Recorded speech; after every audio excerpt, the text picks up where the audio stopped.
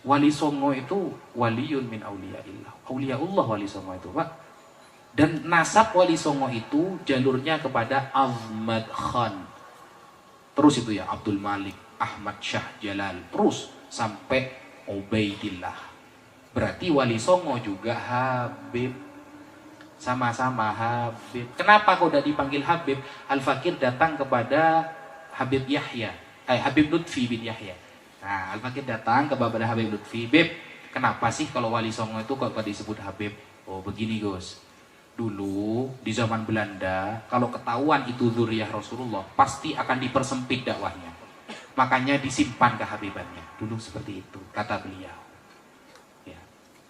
Makanya nggak kelihatan ya, nggak kelihatan. Apakah Wali Songo ini sebelum kedatangan Belanda itu kan di era abad 16 sampai ke 1800 ketika Belanda mulai menguasai itu, ada tidak data-data yang menyatakan dari masyarakat-masyarakat era itu dalam jenjang waktu itu yang menyebut Wali Songo sebagai Habib?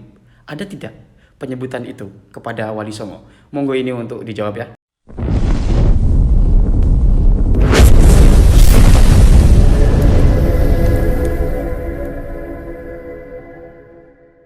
Assalamualaikum warahmatullahi wabarakatuh. Dalam konten ini saya akan menanggapi pernyataan Gus Wafi dalam sebuah video. Beliau menyampaikan di sebuah panggung bahwa Wali Songo itu adalah habaib. Apakah betul demikian? Untuk pernyataan ini saya tidak terlalu mendalami ya, manuskrip Wali Songo. Apakah dia ke Azamat Khan, ke Ubaidillah, atau ke Al-Kazim, Musa Al-Kazim? Ya, saya memang memiliki pandangan tersendiri, tetapi jika saya haturkan ke publik, maka saya harus memiliki data yang kuat untuk itu sebagai pertanggungjawaban saya atas pengetahuan yang saya lontarkan di publik. Untuk itu, oke lah. Gus Wafi mengatakan para Wali Songo ini adalah habaib. Tapi yang kemudian menjadi masalah berikutnya, ya bukan masalah juga dan saya tidak menyalahkannya, tapi ada beberapa pertanyaan yang harus saya ajukan dan ini harus dijawab oleh Gus Wafi.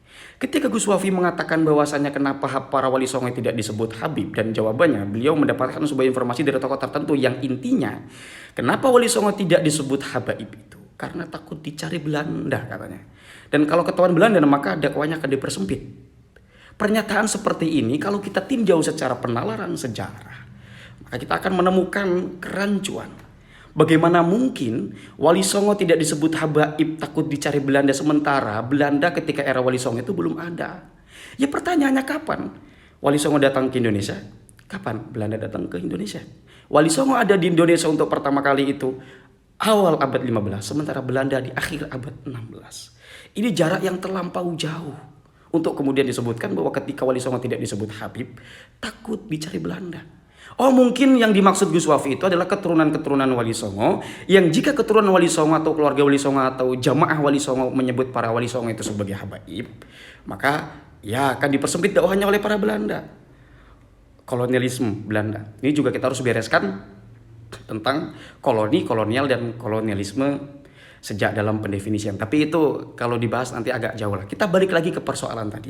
Jika yang dimaksud Gus Wafi demikian itu, atau yang dimaksud Gus Wafi ini adalah ini, maka ada pertanyaan yang harus saya ajukan. Apa sosiokultur yang terjadi ketika itu? Yang dialami atau dilakukan oleh para keluarga atau jemaat Wali Songo sehingga kemudian jika mereka menyebut para Wali Songo sebagai habaib, itu menjadi incaran Belanda. Mengapa kemudian Belanda mengincar para habaib ketika itu?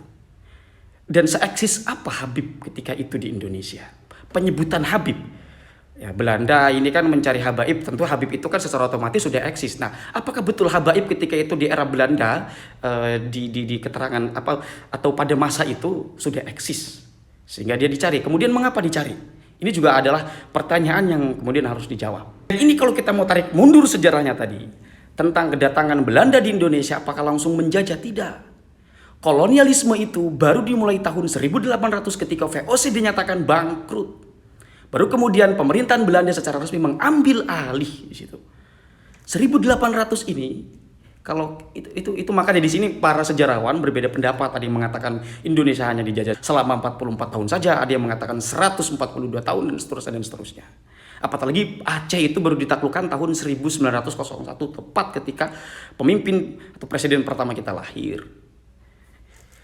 Jadi begitu ya, kolonialisme itu dimulai dari 1800, kita sepakati itu saja dulu. Dan jika benar Habib itu dicari oleh Belanda, mengapa di tahun 1870-an Belanda mengangkat Mufti Batavia dari kalangan habaib? Itu juga kemudian pertanyaan yang harus dijawab. Apakah ketika itu ada sensitivitas Belanda kepada kalangan habaib, kemudian ada perubahan yang kemudian itu mengubah sensitivitas itu menjadi tidak sensitif lagi, yang kemudian ada pengangkatan Mufti Batavia dari kelompok habaib? Atau bagaimana? Monggo ini untuk kemudian dijawab, diuraikan secara penalaran atau logika sejarahnya. Karena kalau kita berbicara tentang Belanda juga ini kompleks sekali, Pak. Itu ada Dr. Sri Margana, kemudian Dr. Lil juga dari, kalau Dr. Margana itu dari UGM ya, kalau Dr. Lil ini atau dokter ya, ini dari UI. Itu berbeda-beda pendapat mengenai tentang bagaimana jejak penjajah Belanda di Indonesia. Itu agak repot, agak panjang juga. Lalu kemudian bagaimana Gus Wafi mengatakan bahwasanya, ya itu kan sebetulnya Gus Wafi mengatakan itu secara umum ya, secara universal mengatakan seperti itu, yang kemudian ini jika dipahami secara sama perlu penguraian-penguraian secara detail. Kenapa kemudian pertanyaan-pertanyaan itu saya ajukan juga? Ya tentu karena ini juga ada beberapa hal yang muskil yang saya lihat ya, atau mungkin ini karena keterbatasan pengetahuan saya. Ya wallahu a'lam. Tentang benarkah eksistensi Habib itu disensitifkan oleh Belanda sehingga dicari oleh Belanda. Apa sebabnya? Apa pergerakan yang dilakukan oleh kelompok para habaib ketika itu sehingga Belanda menganggap mereka sebagai kelompok yang harus dicari dan harus dipersempit dakwanya?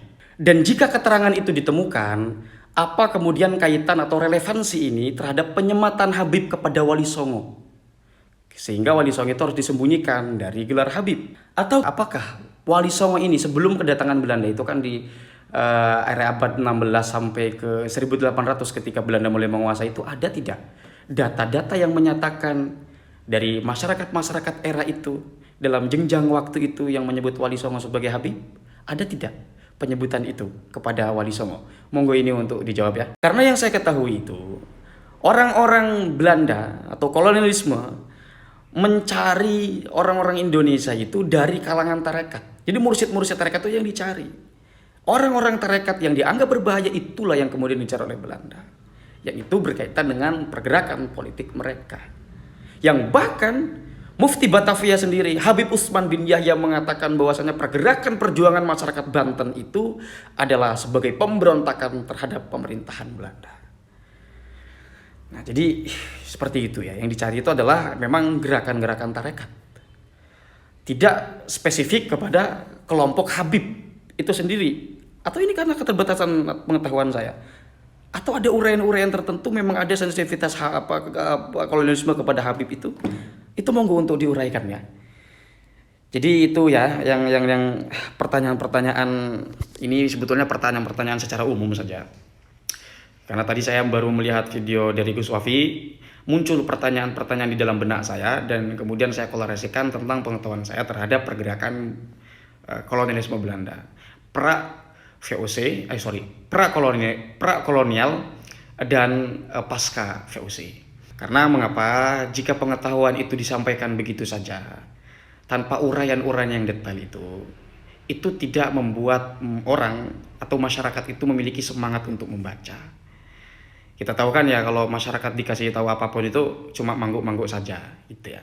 Bukan berarti saya mengatakan bahwasanya apa yang disampaikan Gus Wafi itu tidak dapat dipertanggungjawabkan secara pengetahuan, yang justru saya di sini menagih pengetahuan dari pernyataan Gus Wafi itu untuk istifadah. Ya barangkali ini keterbatasan pengetahuan saya, monggo untuk kemudian dijawab ya.